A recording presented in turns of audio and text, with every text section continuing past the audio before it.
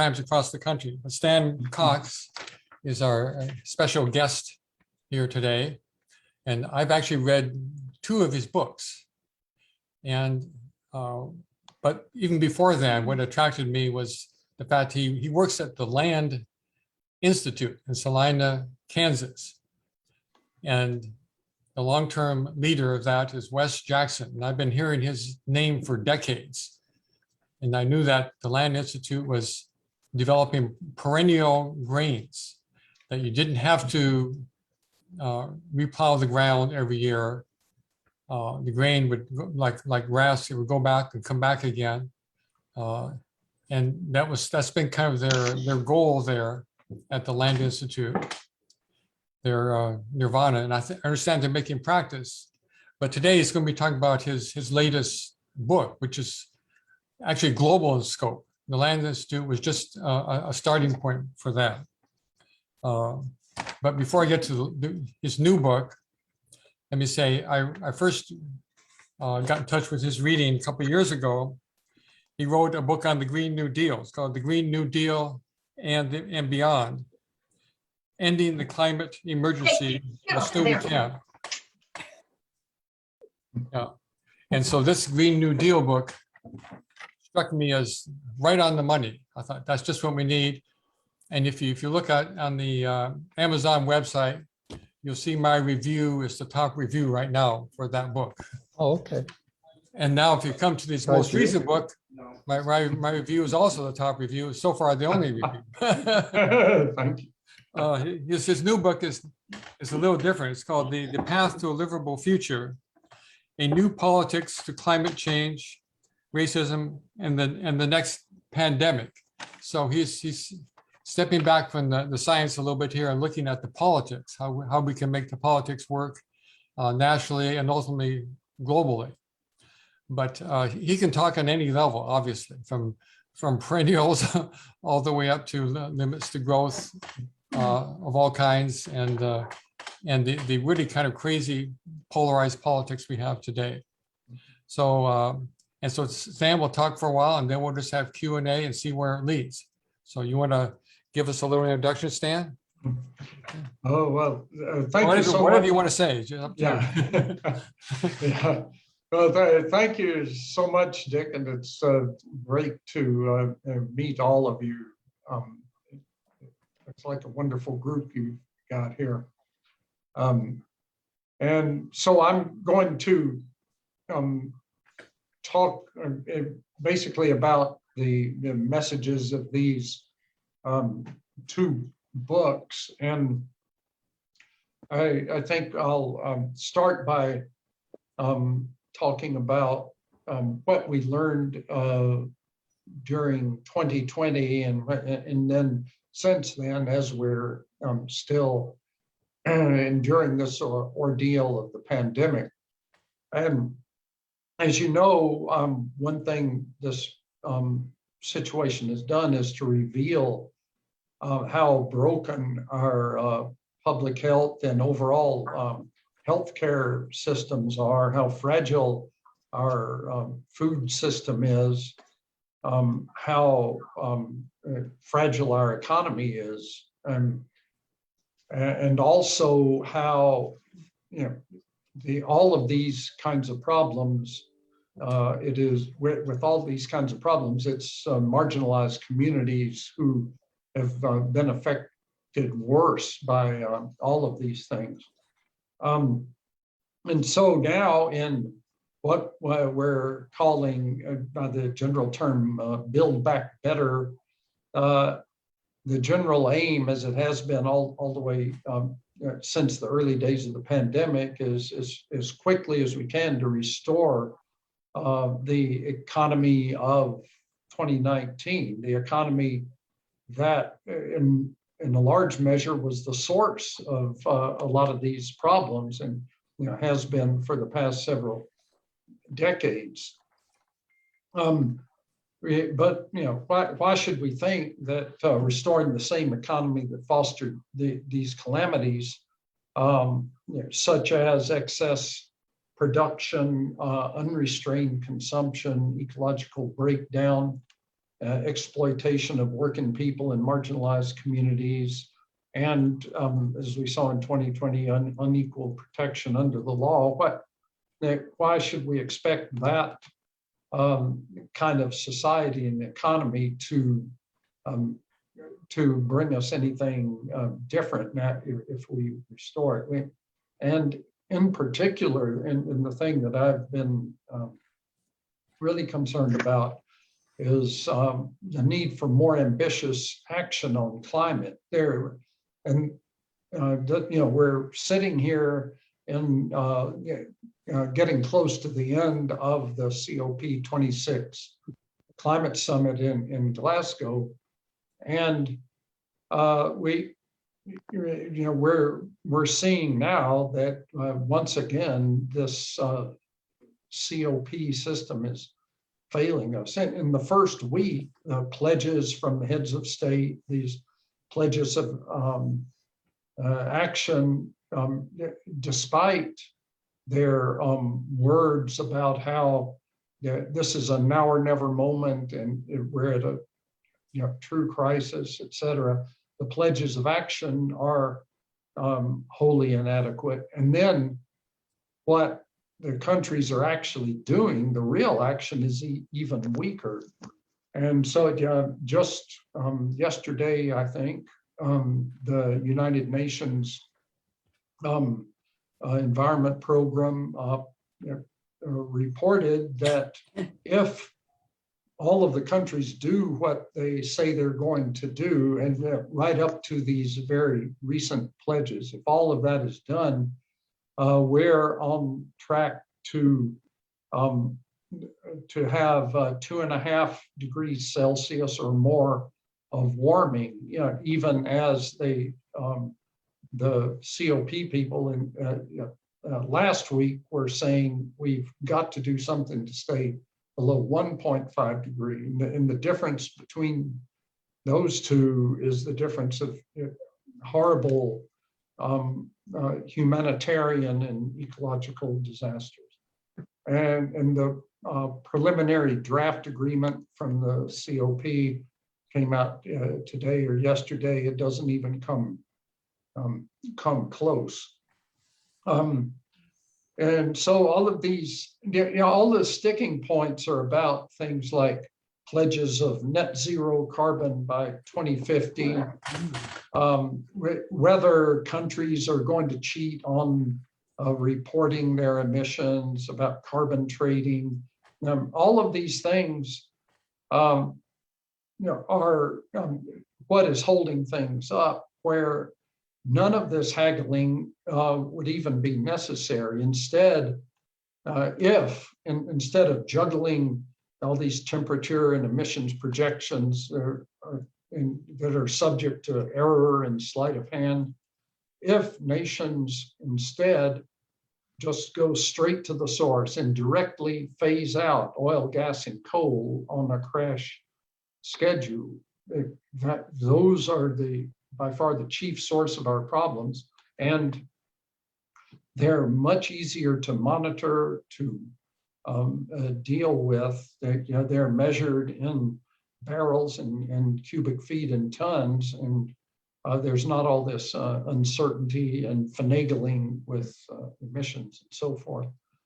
But there's a hole at the heart of all of the current climate plans and policies in this country, whether it's the Green New Deal or Biden's plan or the Build Back Better bill or any of that. The whole is that there's a lack of any mechanism for directly driving fossil fuel use down to zero and to do it on a crash schedule.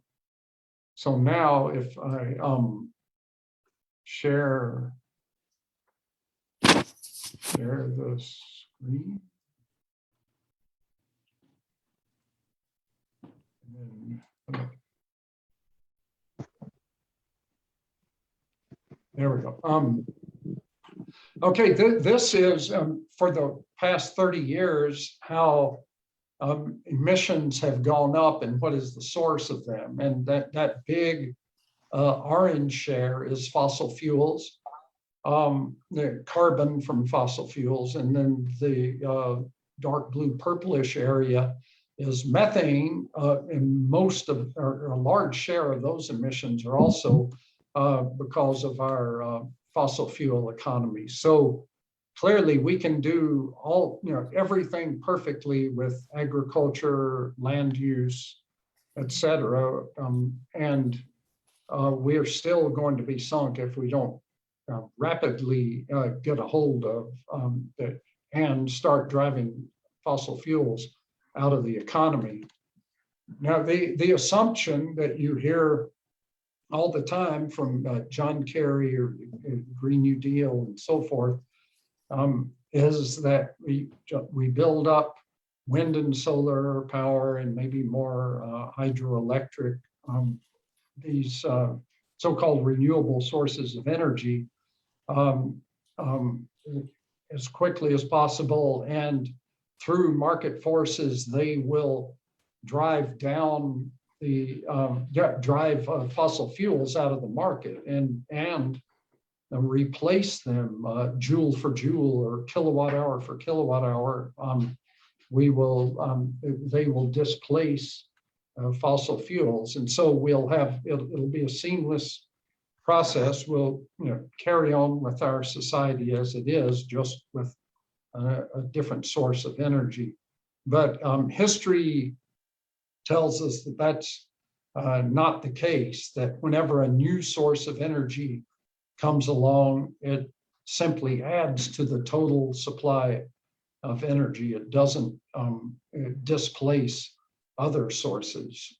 So when oil went big in the latter part of the 19th century, it didn't stop the growth of coal. They both rose together. And then after World War II, natural gas came along and joined oil and coal in the upward trajectory. It didn't knock either of them out of the market. And then with the big ramp up on a percentage basis anyway of renewable energy in the past decade, that hasn't made a dent in the increase of fossil fuel. So we can't count on the market to do that. So we need some way, if these are those same lines on the left of oil, gas, and coal coming up here to 2020, we've got to do the equivalent of a U-turn with a tanker truck on an interstate highway going 80 miles an hour. And this, a society, this is something a society has never even considered doing before. But if we're going to follow what the UN and IPCC say are the very rapid, like 8% per year reductions in emissions, this is what has to happen. And maybe by the you can pick your year, but by 2035 or something, we've got to flush these things out of the economy. So how does that happen? What I proposed in these books is that we have an impermeable statutory cap on the number of barrels of oil, cubic feet of gas, and tons of coal that can come out of the ground or through our ports each year and into the economy, and that we ratchet that cap down year by year in equal increments, or however you want to do it, but to get it, get the fossil fuels down to zero on a strict deadline. There are plenty of ways we can do this. There have been there are proposals back as much as 10 years ago in the UK. It was actually debated in their parliament to have a system like this that would drive their emissions from fossil fuels down to zero. At the time, in 2010, the commission that was appointed by Parliament to study it said, yeah, this is going to have to be done, but it's an idea that's ahead of its time. Now, this year, the UN's emissions gap report tells us that we're going to have to, at this point, because we've procrastinated for 30 years, at this point, we're going to have to reduce fossil fuels by 8% per year. And they noted that if we had started doing this in 2010, it would only need to be 2% per year. And this is because of exponential growth and so forth. So we might have had various options available to us 10 years ago, but now we don't have a choice. We've got to drive it down. If we wait till 2030, then it's not possible to get emissions down to stay within 1.5 degrees of warming. Now, that green area showing the renewable energy that's going to compensate for fossil fuel energy is going to need to be built up, obviously, and at the same time we're getting rid of fossil fuels. But it's not technically possible to bring in bring solar and wind and so forth online fast enough at this point to keep pace with the decline of the dwindling supply of fossil fuel. And I don't know, I just drew this line to show that the total amount of energy then is going to be declining during this transition. Once we've got fossil fuels out and we continue to build up renewable energy, then our total supply, which now is, we don't have handy portable liquid fuels. We've got all electricity, pretty much the whole economy based on electricity, that can go up. But for a number of reasons I can talk about later if you want to, it's not going to be possible to recreate the high energy society we had during the fossil fuel bonanza of the past century and a half using renewable energy because of resource constraints and environmental considerations.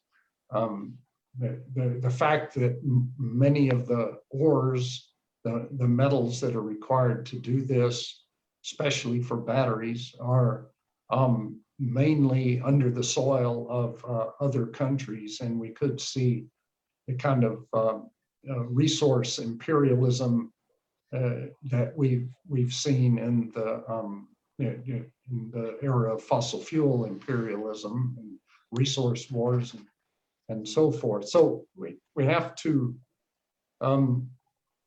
accept that if we do what needs to be done to prevent climate catastrophe, we'll have a lower energy society. And that's absolutely not a bad thing. But it's going to require some adaptation.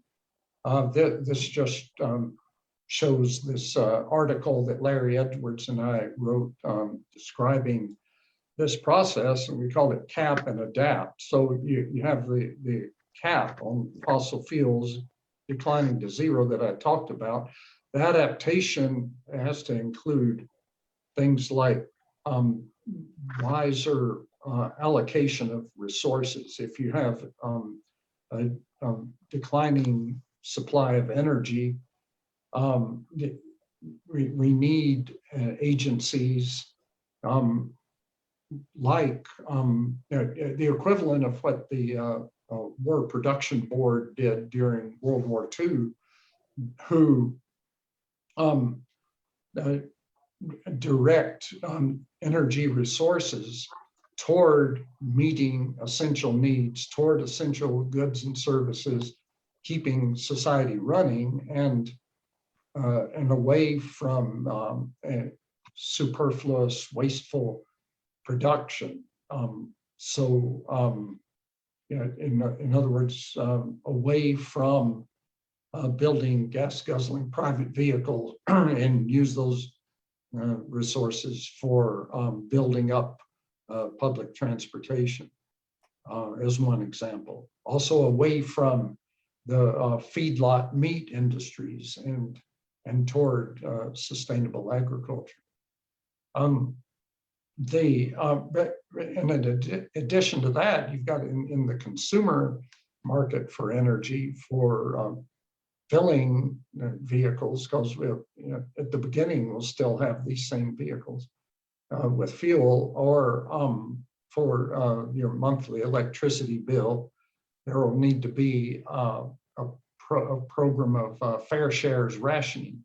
And rationing is often misunderstood as a way of suppressing consumption, but what it is here, and what it was, say, during World War II as well, is not a way to prevent you from consuming less, but a way of responding to a reduced availability of resources and ensure fairness and sufficiency, that everybody has enough, and nobody is over consuming and taking away from those who do, and are taking away from people who need the energy. And so this is the kind of economic transformations in just a kind of a small picture of what needs to be the type of adaptation within this country. And all of this applies to the affluent, high greenhouse emitting countries. It's a totally different situation in low income, low emitting countries. But we're arguing that this country seems to be the right one to go first and set the example. We have the highest, and over history, you accumulate all of the greenhouse gases we've put into the atmosphere. We're the world champion greenhouse emitter, and we have a responsibility to the world to lead the way out of this. And so what I was talking about here is from these two books the past couple of years, and citylights.com is there right now. It's the best deal you'll get on them, and I'd recommend staying away from any booksellers that have both the letters A and Z in their name, and buy the books at City Lights.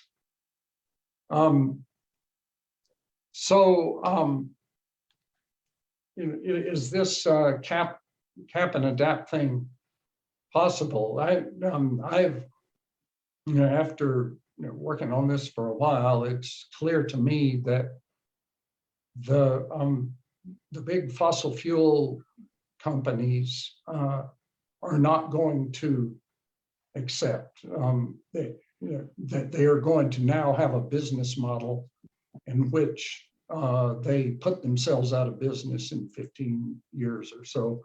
It's going to require that the government take them over, the same as they took over all 1,000 savings and loans in the 1980s when they were both corrupt and a huge burden on society.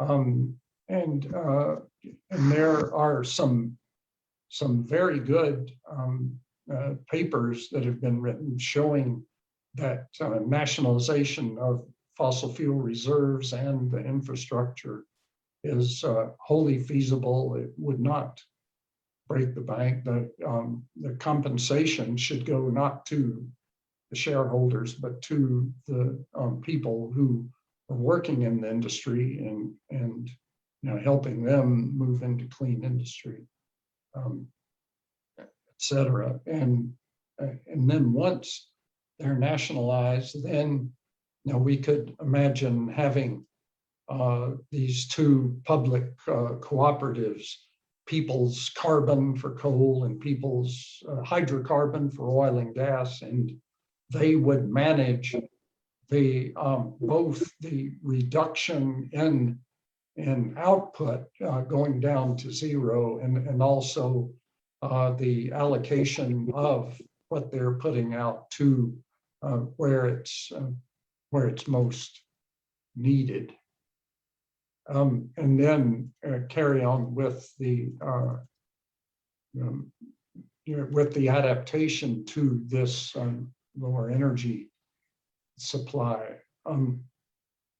And as I said, living with a smaller energy supply, it freaks people out. But you think of all of the terrible consequences of our having had for these 150 years, having this abundant and almost limitless supply of really concentrated energy. I mean, the first thing we would do is defund the military, which is a huge consumer of energy, and then start from there, and then you can think of all kinds of destructive uses of for combusting these fossil fuels and eliminate those. We in the U.S., our energy consumption is equivalent to a continuous flow of 10,000 watts per capita. For comparison, in Western Europe, most countries, it's maybe 5,000. In other countries in Eastern Europe and elsewhere, I like to use the example of Croatia, because I have some experience in Croatia, a wonderful country. It's only 1/4, like 2,500 watts per capita, 1/4 of what we have. It's estimated that for a decent life, a country needs a flow of about half of that, about 1,300 watts per capita. It can ensure access to basic needs for everybody. The continent of Africa, it's 600 watts per capita average, as it is in India. South America is 1,400. They were right at that borderline. So clearly there are a lot of places in the world who need more energy, and we need to be burning way, way less. If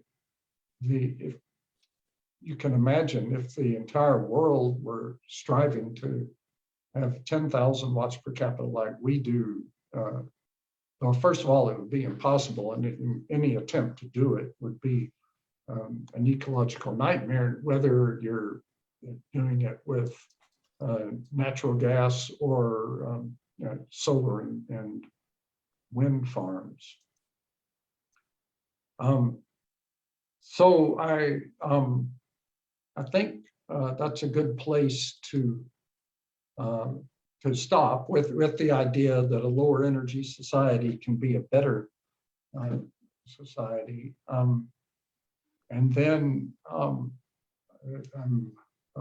happy to hear any comments you have or respond to any questions you have. And how about if I start with the lead-off question and others can jump in?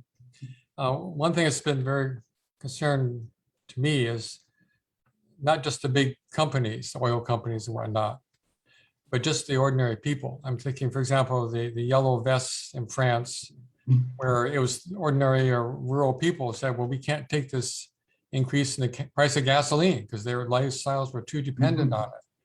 And back in 2008, 2009, when the price of oil went through the roof, there were revolts across the world and just ordinary people. And the other day I was reading in something in the energy bulletin and said in Iran right now, their natural gas is, or gasoline is heavily, not natural, but gasoline is heavily subsidized. I wonder why would it be subsidized there? Well, there are some restrictions, but it turned out a few years ago they had tried to remove subsidies and increase the price, and there've been a popular revolt. So it seems to me that's going to be maybe a bigger issue. If there are popular revolts, then they might turn to a Trump kind of person and try to stop the whole process. So you have any thoughts on that? Yes, and that's one thing I forgot to mention in the cap and adapt idea is that clearly if the supply of, we'll use gasoline and diesel as an example, if the supply is going to be shrinking, then first of all, there are going to have to be price controls, and this has been done during wars in this country. It was done in the 1970s during the energy crisis to keep the price affordable. But of course, if you control the price, then the demand stays as big as ever, and with the shrinking supply, you have the 1970s all over again, long gas lines, et cetera. There's an imbalance. And so then that's why you need rationing. There have been, as you know, there are a lot of proposals for a carbon tax, which would be another way of increasing the price of energy.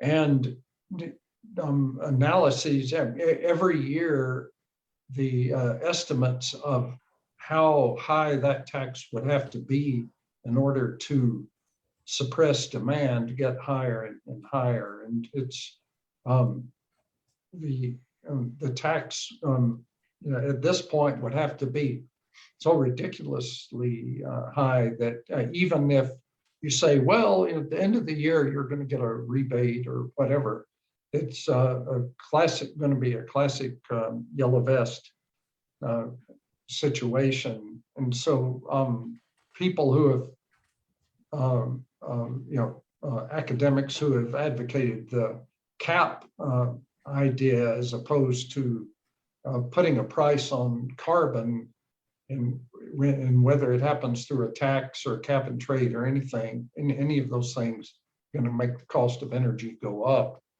And people, as much as they hate taxes, they hate I think the fossil fuel companies even more. So I think putting the emphasis on how we're going to take down the fossil fuel companies, you're going to have enough energy. And it's going to be affordable, but you can't have an unlimited amount. That is going to be much more palatable message than we're going to have $8 a gallon gas, so to make sure nobody burns too much.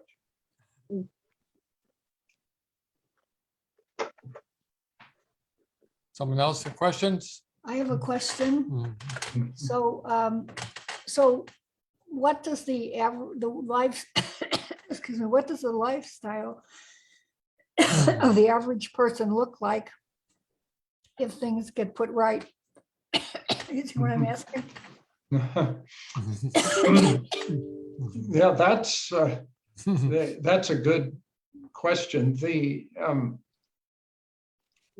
I guess to picture that, we have to look at where the most energy gets burned, and obviously flying and driving are two of the biggest, and so and that's why I get very frustrated with all this talk about every time Biden or somebody else is saying, okay, we're going to build so many million electric cars every year. That is not going to reduce emissions one bit. Sure, an electric car is more energy efficient than an internal combustion car, but first of all, there's all the energy to build them, and then there is the fact that we're still going to be using for 250 million private vehicles in this country. That's still using a huge amount of electricity that will be badly needed for something else. Anyway, we're going to have to see a much bigger buildup of public transportation. We're going to have to see a deep reduction in flying, and then in agriculture, because land use is still a huge source of emissions. The experts say that the biggest thing that can be done in agriculture is to eliminate the factory farming of animals, and especially grain-fed beef production. So there's going to be less meat eating, less flying, and then there just needs to be a whole heck of a lot of retrofitting to because much of the country, the heating and cooling energy consumption is tremendous. There's going to have to be replacement of gas and oil furnaces with heat pumps and so forth. So these, but it's always important to remember that these technological improvements, that's not what reduces emissions. Those are adaptations to the reduction of emissions, which has to be accomplished primarily by getting fossil fuels out of the economy.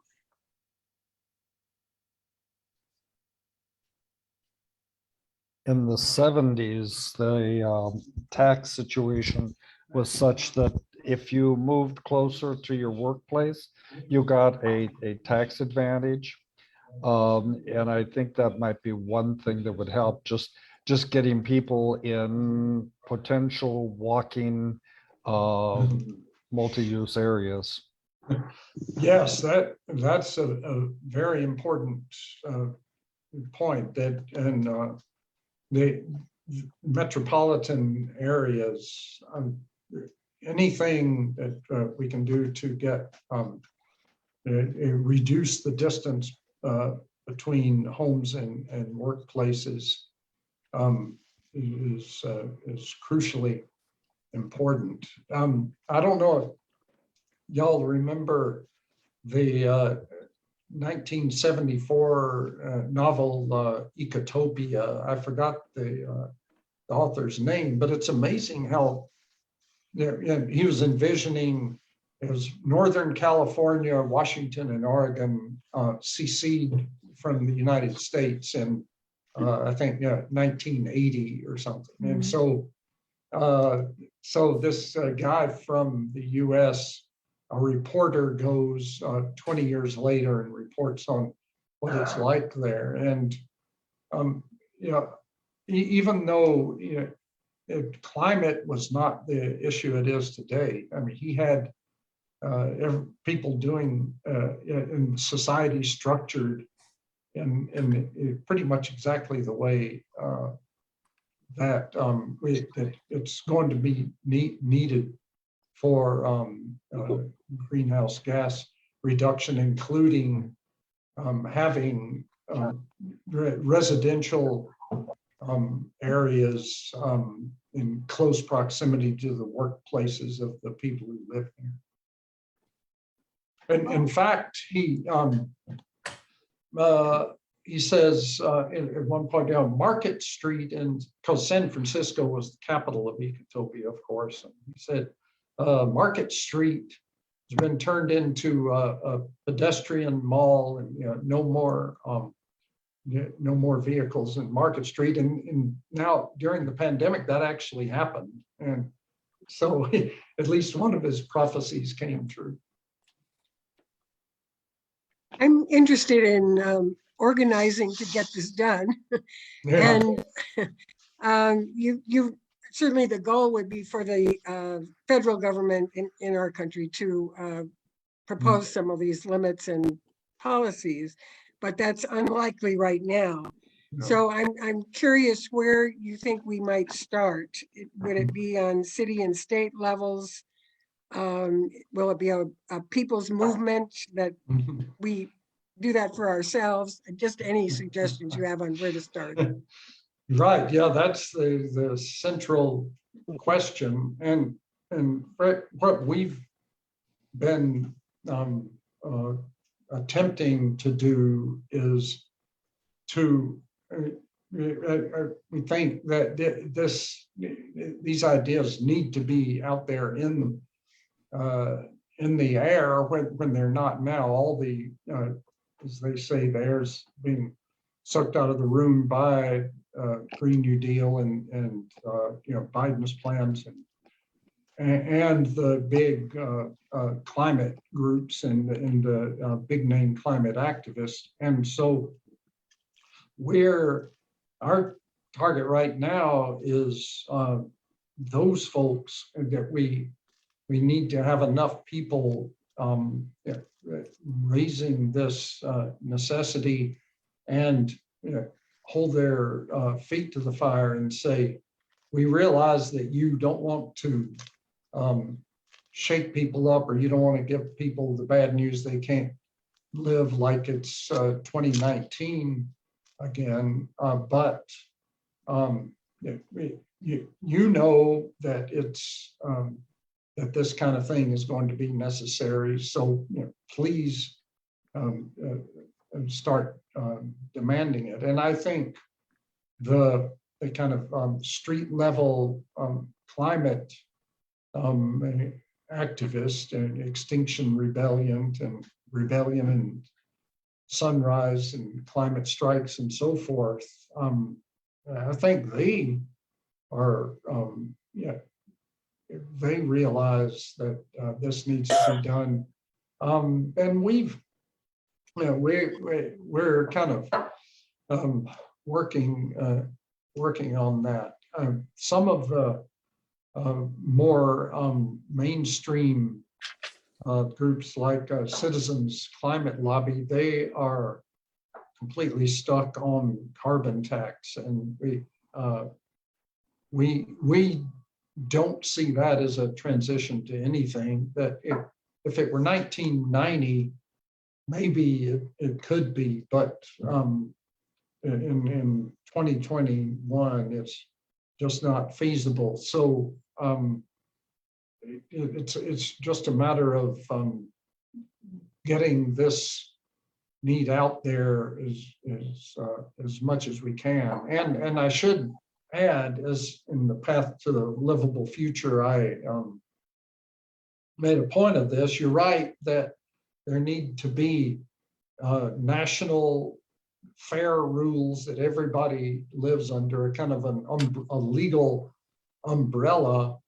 But then we need to have, as we had during World War II with local rationing boards, the whole thing needs to be administered locally through deliberative democracy at the community level and the town and city level to make sure that that everyone gets their fair share of access, and that there's a pool of energy for the community to decide what's the best collective use for that. Those kind of things would make it more palatable for people, but it's something that has to be talked about from the beginning, not just to say, okay, you're going to have a ration book and that's it. Thank Shirley you. Adams has a question in the chat. How do we avoid the urban-rural divide on this issue? Mass transit, for example, does not work as well in rural areas, and agricultural changes also affect rural areas more. Yeah, I've thought about that a lot, especially the transportation issue. And this also was an issue in World War II. There were members of Congress from Kansas who were getting up and kind of fighting with the ones from New York and saying, we can't all have the same gas ration. Obviously we have to get far, have to go farther, longer distances, and we don't have subway, et cetera. And so certainly allowances need to be made for that. And that's one of the places where, instead of having factories cranking out more and more private vehicles, they'll still have to do it, but put more and more resources into collective transportation in small towns and between small towns and rural areas, and also which I guess the Biden policies are calling for, but it should be expanded to expand the rail system in a way that allows people to get from place to place. Rail system fed by small electric vans or buses to try to make up for the reduced amount of private transportation. How do you account for the sociological changes that are going to have to be made? How are we going to bring in experts on how to move people? Because it's not all about technology and all about changing our consumption. We have to get in people's heads and help them figure out how to navigate all this.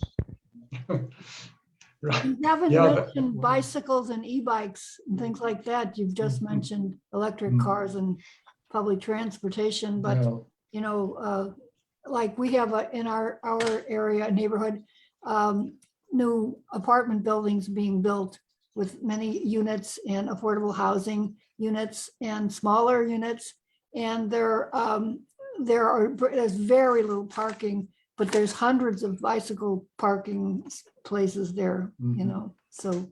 yeah, And it's right by the light rail station. So. Yeah, that's exactly the kind of thing that's going to be needed. But as for political social acceptance, that's one place that 2020 showed us that we may have a problem. So because even something this one segment of our population, they have completely rejected doing anything about something that it threatens their own lives and their families' lives, and even then they are in total denial and say, won't wear a mask, won't get vaccinated. And so they're clearly going to be a real problem if the country really gets serious about climate. And I'm not a political guru. I'm not sure what to do about them, but I think what we can't do is let them discourage us from aiming for this target. We can't be cowed into saying we're afraid to do anything. I think the only thing is to try to convince them that this, the way the country is now, they're clearly unhappy with it. To say the way things are now, it's it's a society that was built on the fossil fuel bonanza, and keeping on with fossil fuels isn't going to make it any better. And it is possible to have a more fulfilling, more economically secure life if we live on lower energy, and especially if we're not pumping CO2 into the atmosphere. In your book, you say that 25% of the people, if we can convince 25% of the people to do this, we can make the change. That's my hope. Yeah, that's what this research has said about other, in the case of other issues, that once an idea, and I think we probably saw it with, say, gay marriage, for example, that once you get up to a certain level, and they kept finding that it often was around 1/4 of people accepting an idea, then it takes off. It clearly, this hasn't worked with COVID, but I think that we just have to keep trying. I think it's a generational thing too, because I don't think young people want to live in the suburbs, and they want to telecommute from their homes and things like that, Mhm. So I think we're turning over into a new generation that will think more this way and live this way. Yes, and of course we've seen huge gentrification of people who can afford to wanting to move back closer to city centers, and then that's pushing low-income people, people of color, et cetera, out into these sprawling suburbs. So I think creating strings of villages where people can get to everything they need within their local community is necessary there. But in these new suburbs and exurbs. Yeah, in Seattle, our experience here is when people are pushed out from the urban areas for gentrification, they don't go to the outer suburbs. It's the inner suburbs that they go to, which are closest by, which are now becoming rapidly much more diverse and healthier because of that. And that's where you do have better prospects of extending the light rail and things like that to serve those inner suburbs too. And we're going to have to reverse the concentration of farming into fewer and fewer, larger and larger farms. And we need rural America has become an economic and cultural desert. These small towns boarded up. We we really are going to have to transform agriculture in a way that will support much larger numbers of people, and who can live with live good, fulfilling lives out across the country, and that's going to mean having again, so, almost like villages that are self-sufficient and provide meaningful lives, and so that, I mean, that's part of what at the Land Institute we're developing types of or systems of diverse perennial agriculture that will require having more people on the land for them to work and to produce food on the very same land that where the soil and water and air are being conserved. But the this thing about this rural-urban divide needs to be healed by, first of all, reversing the severe damage that's been done to rural America.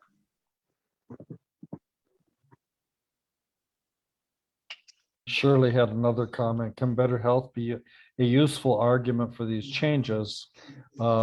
This hasn't been true for vaccine acceptance. Right. I think, and here the link is not is looser. I think I forgot who brought up the generational question.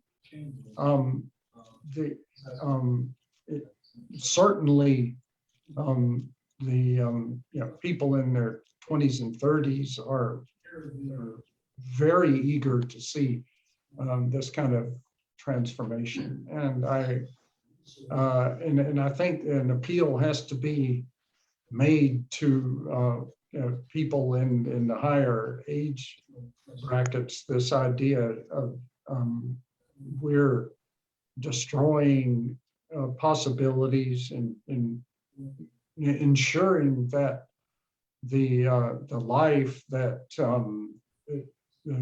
younger generations alive now and the generations after them, it's going to be ruinous for them, and it's going to be catastrophic. And do you really think that just so we can continue to act like we're living in the mid-industrial revolution, or can we and consume as much as we want to?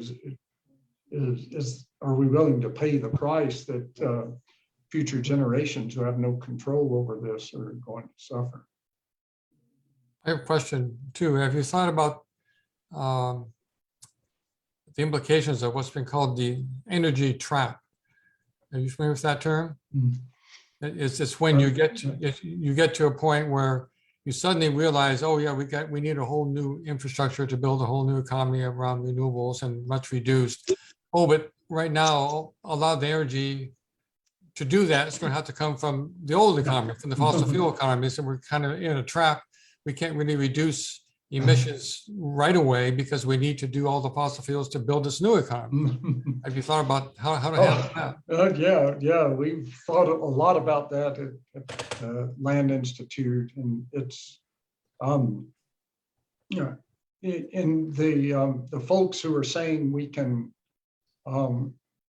just simply and quickly replace current sources of energy with these shiny new ones often are ignoring the quantities of energy, fossil fuel energy, that are going to have to go into building all of this. And once again, the whole electric car thing is one of the worst offenders here, but also energy generation capacity and this smart grid and so forth are going to really wall off from kind of like World War II again, wall off from civilian society a lot of energy for building that up. And so that's, when I show in those graphs the quantity of energy available to society, that's going to make that even a steeper decrease in the amount of energy available. And if you say for a wind farm, if it's going to last 40 years, if you repeal Murphy's Law and it doesn't get damaged or torn up in a tornado or something, and it lasts 40 years, and the first 4 years of its generation conceptually are going to go to replace it 40 years from now, then you're going to be needing in those 40 years, then you're going to have to replace that using wind energy, and so it's kind of chasing your tail. How can you do that when these things require very high temperatures to build for concrete and for steel and all these kinds of things, and those high temperatures will be extremely difficult to get from electricity. You'll need electrical arc furnaces that draw huge amounts of electricity to do those high temperatures. Yeah, there are a lot of smarties who are coming up with ways they say that it can be done, but it's just not going to be. It's going to be a mess. I guess there are ways of dealing with concrete and steel, which are the big ones, but there's no free lunch. We're not going to just put them without sacrifice. Now, one of the things I see with rural America is that you don't have broadband. And that's really a problem if you want young people to move in. I know my kids don't want to come visit the farm that much because, well, they do now because we have broadband, but we didn't have it until about 2 years ago. And kids aren't going to go there. I don't even want to go there. Yeah, and that's another thing that in many ways the digital economy, well, it's always been assumed that it would save a lot of energy, without not having do away with business travel and all of that. But I don't know how much its effect has been. You can't really, in the past couple of years, you can't separate it from the impact of the pandemic, obviously, but it's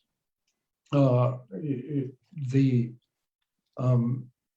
energy consumption by the digital economy is growing very rapidly at an exponential rate. Even if you don't, if you disregard the whole Bitcoin thing, which could bring everything crashing down, even if that were eliminated, we have to do something to deal with the energy consumption of the internet. And that brings up the issue of nuclear power. Like here in Washington State, there's a proposal now to build 4 small nuclear reactors, pebble reactors that be super safe and a lot cheaper. And one of the first customers for this would be some utilities over in Grant County, which is near Grand Coulee Dam.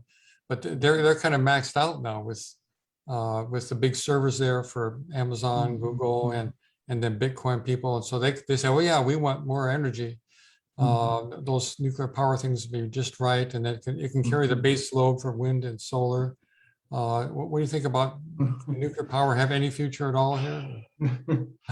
Well, I'm not an expert on that, but for all of the reasons nuclear power has always been opposed, it still needs to be opposed. We were just talking about the intergenerational justice and our, putting the climate crisis off on future generations and through this century.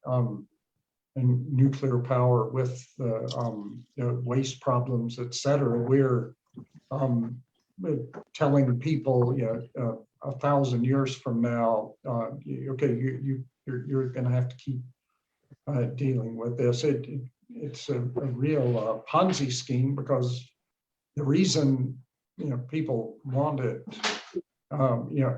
is because they're worried that without that big dose of energy, that we're going to cripple economic growth. But if you have nuclear power stimulating economic growth, it's going to stimulate the need for more nuclear power, and it's just a mess. But I don't take my word for it. In the I think it's the Green New Deal book, I discussed a paper that was published in 2019, I guess, by this group of nuclear energy experts. And these are people who've worked their careers in trying to make nuclear energy work, and they come to the conclusion that it's dead, that conventional nuclear power is never going to come back. After Fukushima, it's just not going to be accepted. And that these newer technologies that people get excited about, that by the time they are developed and brought fully online, it's going to be several decades, the same decades during which we have to resolve the climate problem. So we're heading to. They said, just forget about nuclear power. I guess implying, okay, we've wasted our research careers, but I think they know what they're talking about. Yeah. Now, how about the issue though of base load? Because wind and solar are so intermittent, you need some kind of base load to handle times when there's not much wind or solar. And then some places have hydro, like we do here in Washington State, but other places don't. Right, but what everybody's saying is, we'll just have enough batteries. We're going to make. And Green New Deal and beyond, it's in there, but it's a certain, I forgot how many trillion pounds of batteries would be required to balance out the energy supply in the national grid to avoid the base load problem. It's just ridiculous. We're going to have to accept, I think, what much of the world accepts is that you're going to have a smaller electricity supply, and you're going to have to accept the intermittent quality of it. And that's certainly not what people want to hear, but I don't know of any ecologically reasonable way of doing it. The solution du jour is this bioenergy with carbon storage to plant probably as much of the Earth's surface to energy crops as we now plant food crops in order to harvest and burn those and bury the carbon that they produce. And that would be a huge ecological disaster, especially in the countries of the global south. Okay, Lavona and Bob pointed out that basically it's going to take a really good democratic system for us to get past all the political problems, you know, between gerrymandering and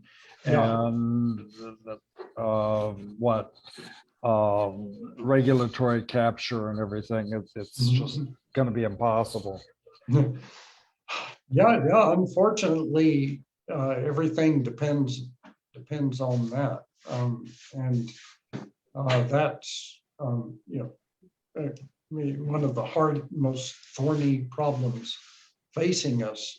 But at least, I mean, maybe that's one thing that the experience of the past 5 years has taught us, at least the majority of Americans, that we can't just assume that we're going to keep having a country with at least democratic forms of government, if not actual democracy, and that it's something that it's going to have to be at the top of our struggles to try to do what you were talking about, to not just restore what we had, but to get rid of all of these anti-democratic features that our government and society have now. In New York, Hudson Valley, they're doing a solar mapping process where the towns themselves are looking at, where in their towns are places for solar. The people themselves, not the state government or the county government is imposing it, but it's coming from the towns. Just starting, hopefully it's promising. There's going to be more of that. Yeah, that's what. These community solar efforts are much preferable to big corporate ones, for sure.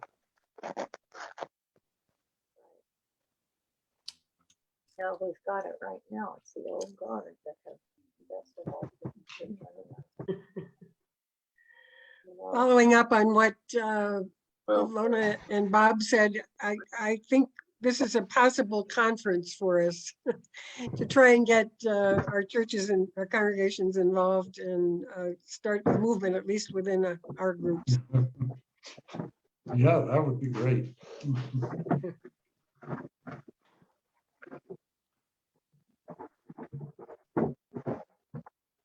Well, I've really enjoyed talking with y'all tonight. I'm glad to see your interest in these issues. I'm not surprised. The Unitarians are well known for this, so I'm glad. Thank you.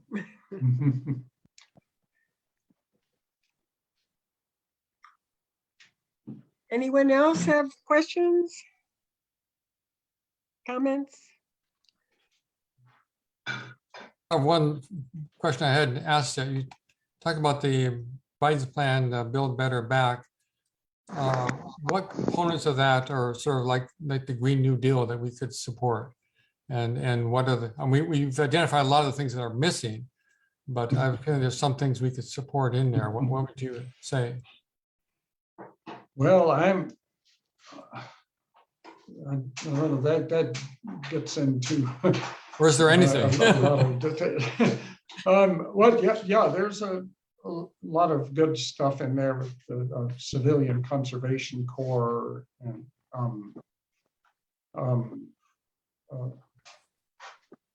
what is it? And, funding for, because, despite all that I've said about renewable energy, we do need to, we need to build at least a sufficient quantity of it. But